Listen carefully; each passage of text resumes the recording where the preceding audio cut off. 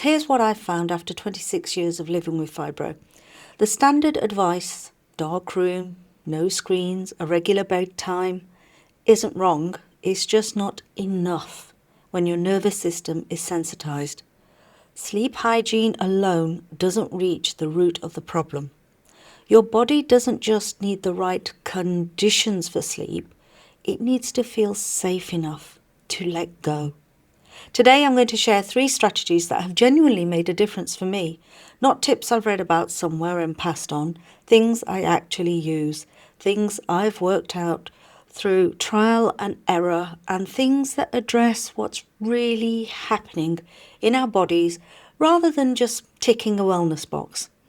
I'm Rashpal and I'm sharing this as a wellness coach and someone who has lived with fibromyalgia and chronic fatigue for a long time, not as a medical professional. Please do work alongside your own healthcare team and take what's useful for your own situation from this video. The first strategy is about what you do in the hour before bed. And I want to explain why that window matters so much. Because if you understand the reason behind it, it stops feeling like another thing on your to-do list and starts feeling like something you actually want to do. When you have a sensitized nervous system, your body doesn't naturally transition out of alert mode when the day ends.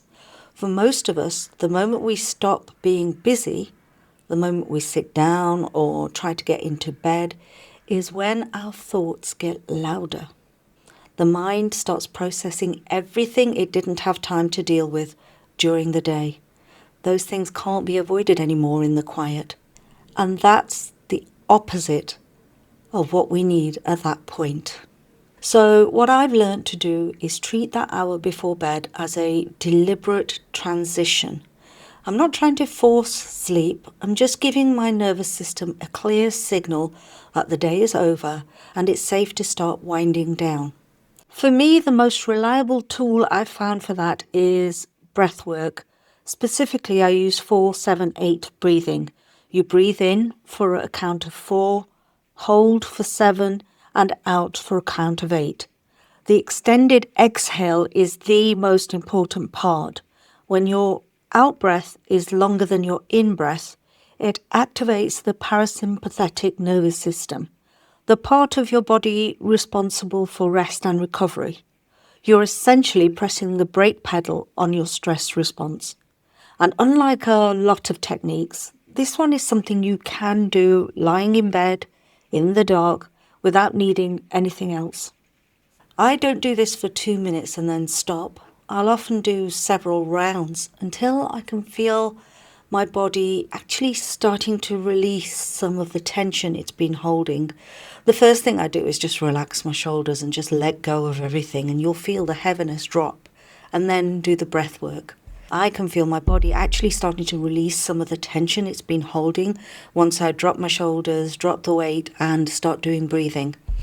And the key for me is not trying to control my thoughts while I'm doing it.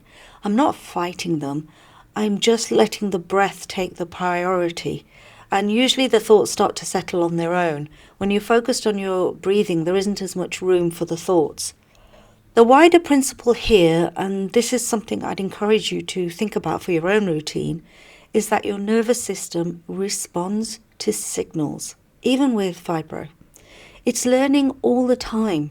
If you do the same things in the same order before bed each night, your body starts to associate those actions with sleep coming. The routine becomes the signal. So whatever works for you, whether that's the breathing, a warm drink, gentle stretching, a particular piece of music, the consistency of it matters just as much as the technique itself. Now, this next one is something I don't hear talked about nearly enough. And yet for some people with fibromyalgia and ME/CFS, it's a significant part of why sleep is so disrupted. I experience this regularly. Night sweats, that uncomfortable heat that seems to come from nowhere. It's usually around 2-3 o'clock in the morning as well. Itchiness on the skin that tends to come with it. And then sometimes in the same night, I can have really cold feet. And that strange combination where part of your body feels too hot and part of it feels too cold at the same time. And when it gets bad, I have to get up. I can't just lie there. It becomes too uncomfortable, and I can tell that my body is not going to settle. So what I've worked out over time is how I handle that moment. Because the temptation when you wake up hot and uncomfortable at 2 in the morning is to switch a light on, get a glass of water, maybe check your phone. And I understand the impulse, especially if it feels like you can't get back to sleep. But every one of those things is a signal to your nervous system that you are awake now, that it's time to be alert.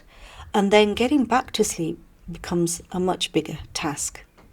What I do instead is move around without switching lights on.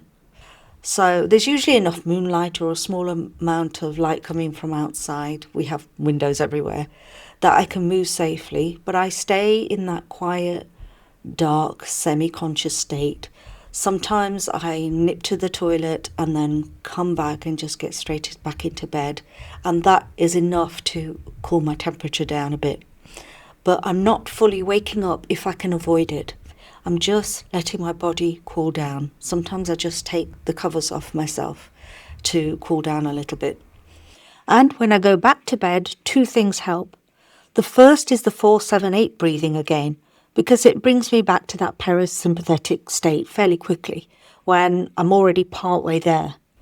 The second is leaving my feet out of the covers. It sounds very simple, but it genuinely works.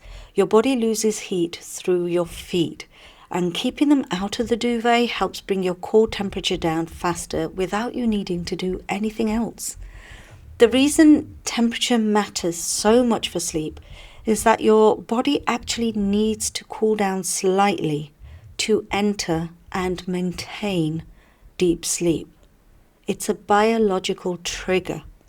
So if your thermostat is dysregulated, which is very common with fibromyalgia, because of how our nervous system affects circulation and heat management, your body is being robbed of one of the cues it needs to go deep. From a sleep hygiene point of view, they say the best temperature for the bedroom is around 18 degrees.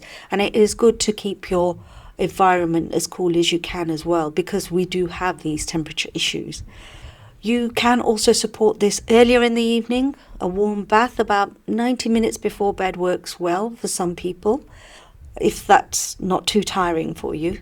Not because the warmth is relaxing, although that helps too, but because when you get out, your body temperature drops fairly quickly. And that drop is the signal your brain is looking for. You're essentially tricking your brain into a sleep state. I want to be honest with you here. I haven't found a complete solution to the temperature piece. Some nights are still difficult, but understanding why it happens and having a plan for when it does has made it far less distressing, and I'm able to deal with those temperature raises quite quickly. Instead of lying there frustrated, I know what to do. And that sense of having some power or agency over it makes a real difference, knowing that this is something you have got some control over. So now let's look at what difference your day makes to your nighttime. This is the strategy that took me the longest to fully accept, and I think it's the most important one in this video. So I want to spend a bit more time on it. Restorative sleep doesn't start at bedtime. It starts with how you manage your energy and your nervous system throughout the day. There's a pattern I see very clearly in my own experience. Any day where I've overdone things, worked for longer than I should have, or gone out and had a lot of social interaction, maybe in a noisy environment, I find it much harder to sleep at night. In fact, those are the nights that I will stay up, perhaps scrolling or just watching TV until I really feel like I've wound down. And it's not just the physical effort that I've been through, it's the sensory and social load that I've experienced during the day. Conversations take energy.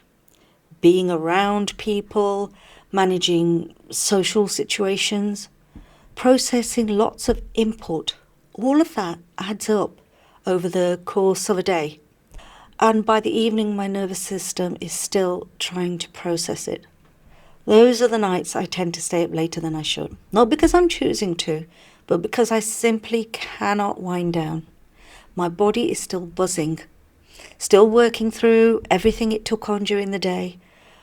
And the more I try to force sleep on those nights, the worse it gets.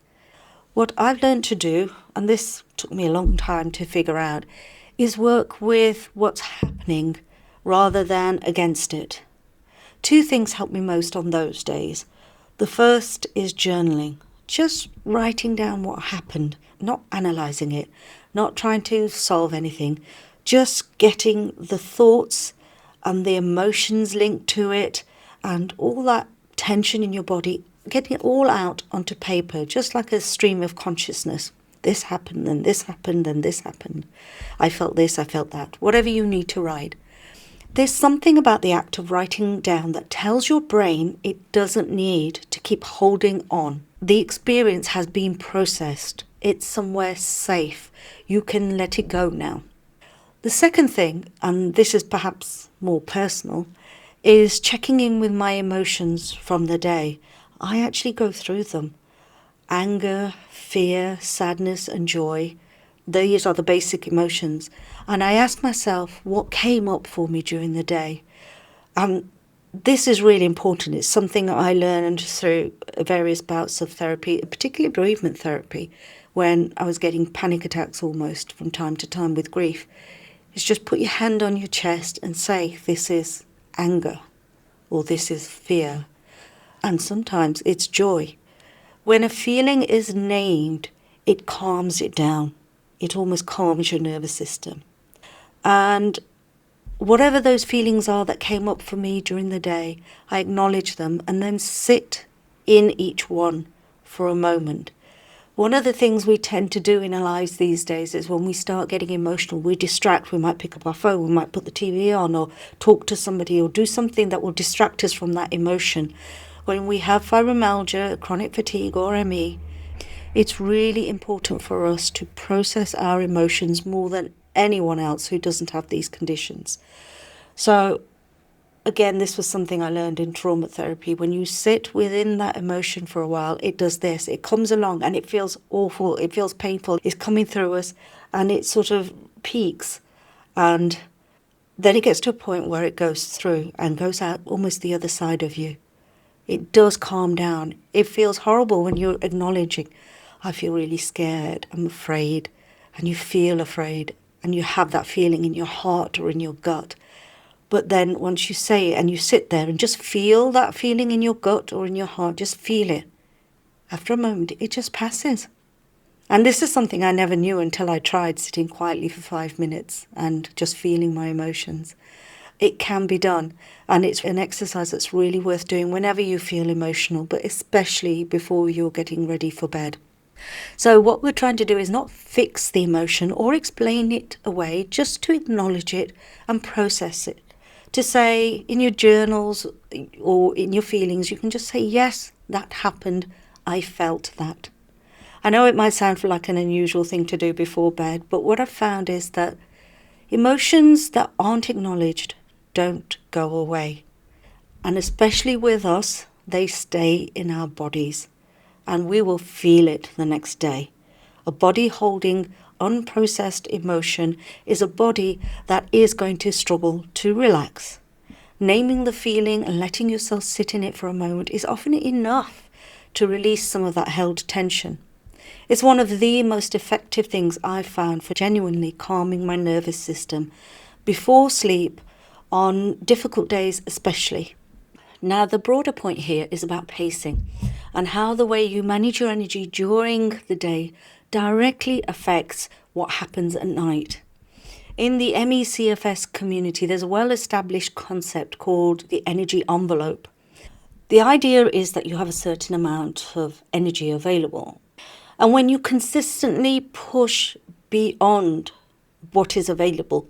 Your nervous system pays the price, not just in the moment, but in the hours that follow. And often those hours are the ones that you need for sleep. When I stay within my energy limits, when I balance activity with rest, build in genuine recovery time during the day, and don't push through when my body is telling me to stop, I sleep better. Not perfectly, but noticeably better. And when I don't, I pay for it at night.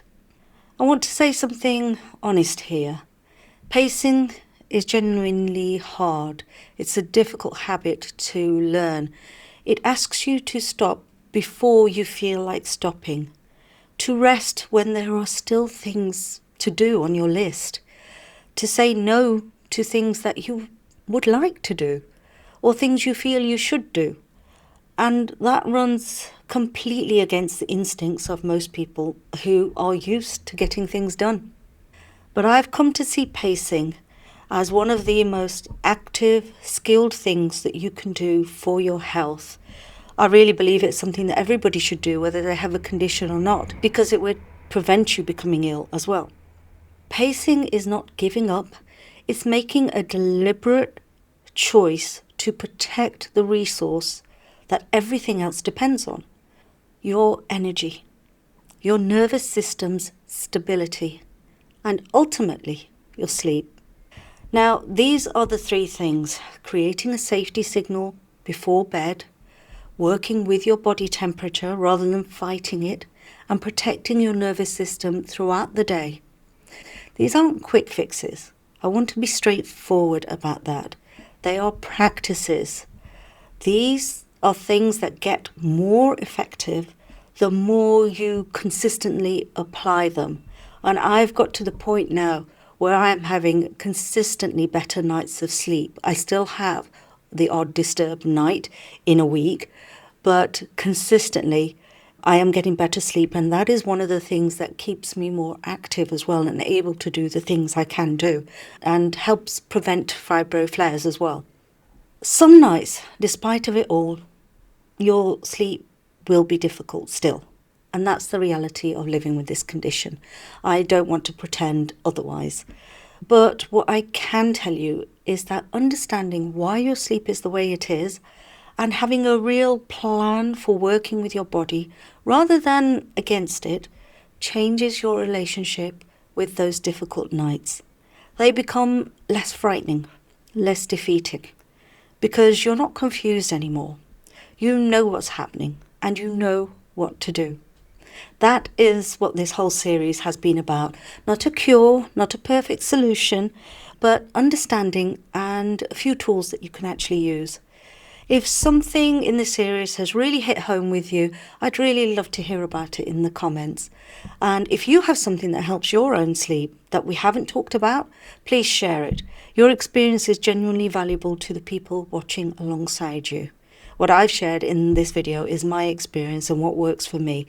And as always, there is a free guide in the description below that will help you understand your symptoms and work out where you are at with your fibromyalgia right now. The more you learn about your symptoms, the more you learn about the condition, the better you can get, and the sooner you get to more good days than bads. That's linked in the description below. I hope you found some things in this sleep series that really help you, and until next time, take care of yourself and be well.